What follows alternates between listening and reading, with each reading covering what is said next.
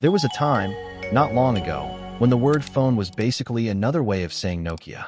If someone pulled out a Nokia, you didn't judge them. You respected them. These devices were everywhere. In pockets, in handbags, in construction sites, in classrooms, in offices. Nokia wasn't just popular, it was unescapable. Your uncle had one. Your teacher had one. The cool kid had the flip-open one. Your dad probably still has the same Nokia from 2003 that survived falling off a roof. It was the company that dominated the world with over 40% of the global phone market, a number so large that modern giants like Apple and Samsung never even came close to matching it. And then, almost suddenly, the impossible happened. The king fell. A company so massive, so powerful, so innovative, so rich, collapsed so quickly it still shocks business experts today. How does a titan evaporate? How does a company go from untouchable to barely hanging on? To understand Nokia's fall, you have to understand something important. They didn't die because of one failure. They died because dozens of small cracks slowly split the company open. This is the story of massive success, followed by one of the most painful corporate crashes in business history.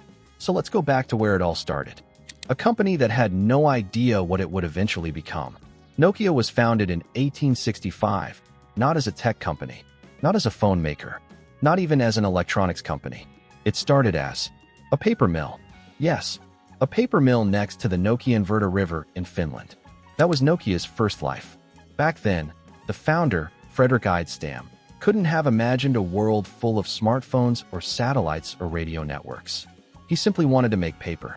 But here's what makes Nokia different from most companies. They refused to stay the same. And so over the decades, Nokia became many things. A rubber boots manufacturer, a tire company, a cable company, a power plant equipment maker, and eventually an electronics and telecom company. By the 1960s, Nokia was starting to step into the world that would later define their future.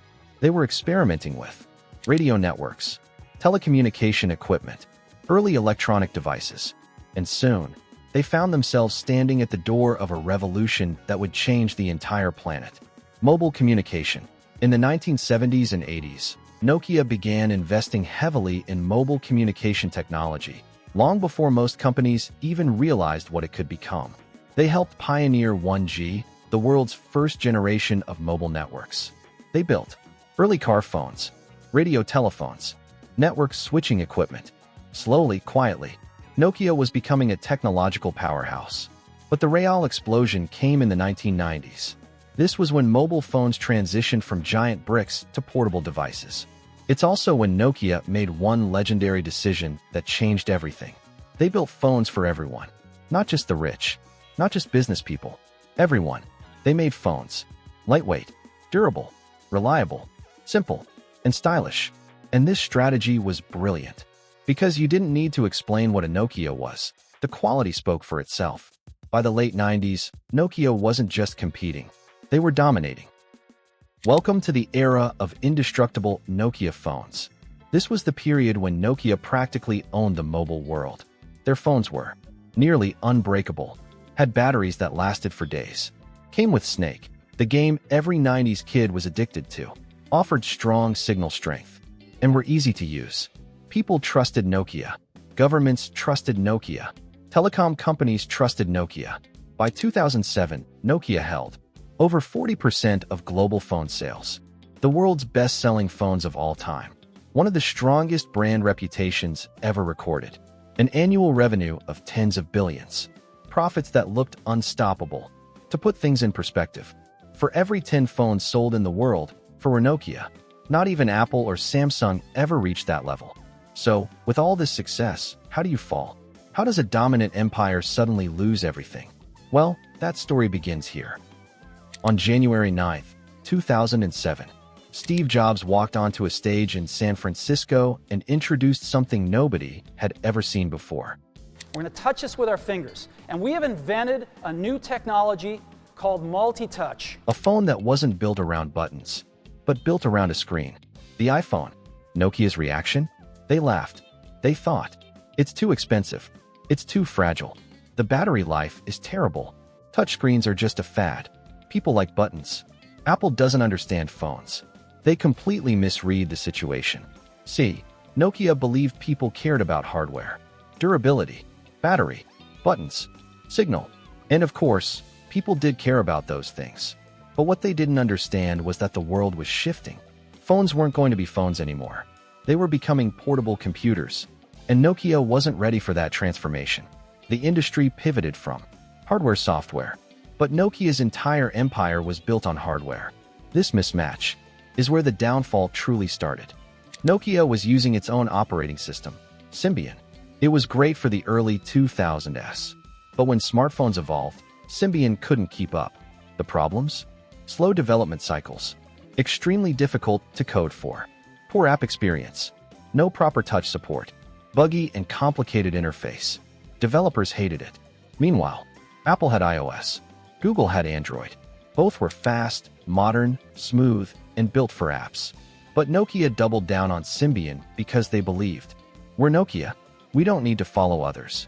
This confidence slowly turned into blindness. While Android grew like a wildfire, Nokia was glued to an outdated operating system that simply could not evolve fast enough. This alone didn't kill Nokia, but it carried the knife. Here is where the story gets darker. From the outside, Nokia still looked strong. But inside the company, chaos was growing like a virus. Internal problems included slow bureaucracy, too many managers blocking decisions, fear of innovation, teams fighting against each other, executives ignoring engineers, no unified software vision, a culture afraid to take risks.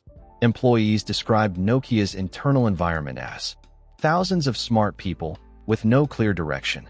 Some engineers even claimed they had working touchscreen prototypes years before the iPhone, but executives rejected them. Why? Because Nokia believed they were unbeatable. That confidence, mixed with corporate politics, prevented innovation. By 2010, Nokia was drowning. The world had chosen sides. iOS, Android, phones that ran on these platforms were selling millions. So Nokia had to make a choice. Join Android, or try something else. The obvious choice? Android. Google even approached Nokia, offering them the chance to join early. But Nokia refused. Instead, they partnered with Microsoft. This decision shocked the world. The plan was to use Windows Phone on Nokia devices. But here's the problem. Windows Phone had no ecosystem, no app store, no developers, no market share, no confidence from consumers. Meanwhile, Android was exploding globally. Choosing Windows Phone was like jumping off a sinking ship and landing in another sinking ship. This decision became one of the biggest strategic failures in tech history. In 2011, Nokia officially adopted Windows Phone. It launched the Lumia series, beautiful phones, great cameras, solid hardware. But people didn't want Windows Phone. Developers ignored the platform. Major apps never arrived. Market share stayed tiny. Sales never recovered. Nokia was losing billions. Microsoft then bought Nokia's phone division in 2014 for $7.2 billion. Everyone thought this was a rescue. Instead, it became a tragedy. Microsoft later wrote off the entire purchase, fired thousands of employees, and admitted the deal failed. By 2016, Nokia's phone empire was officially dead. A company that once ruled the world was reduced to almost nothing. Here's the twist most people don't know. Nokia still exists, not as a phone company, but as a telecom technology giant. They now build 5G networks, telecom equipment, fiber infrastructure, communication solutions for governments, technology for satellites and large carriers. The modern Nokia is smaller, but still alive. Ironically, their brand name returned to phones through HMD Global, but those aren't really Nokia phones. The real Nokia is now deep in telecom infrastructure, competing with Ericsson and Huawei. They're still important to the world, just not in the way they used to be. So what happened to Nokia? They weren't destroyed by one event. They were destroyed by a combination of mistakes. Ignoring smartphones, underestimating Apple, overvaluing hardware, sticking with Symbian too long, choosing Windows instead of Android, slow internal culture, corporate politics, misreading the future. A company that once ruled the world lost everything because they couldn't adapt. But here's the biggest lesson. Success isn't permanent. Your biggest threat is the thing you refuse to change. Nokia changed industries for decades. But when the world demanded a new direction, they hesitated. And in technology, hesitation is deadly. Their legacy still lives on, in the nostalgia of the old phones, in the memes about indestructibility, and in the massive telecom networks powering the world today. Nokia didn't die, it transformed. But the world will always remember the era when one company stood above everyone else. And that company was Nokia.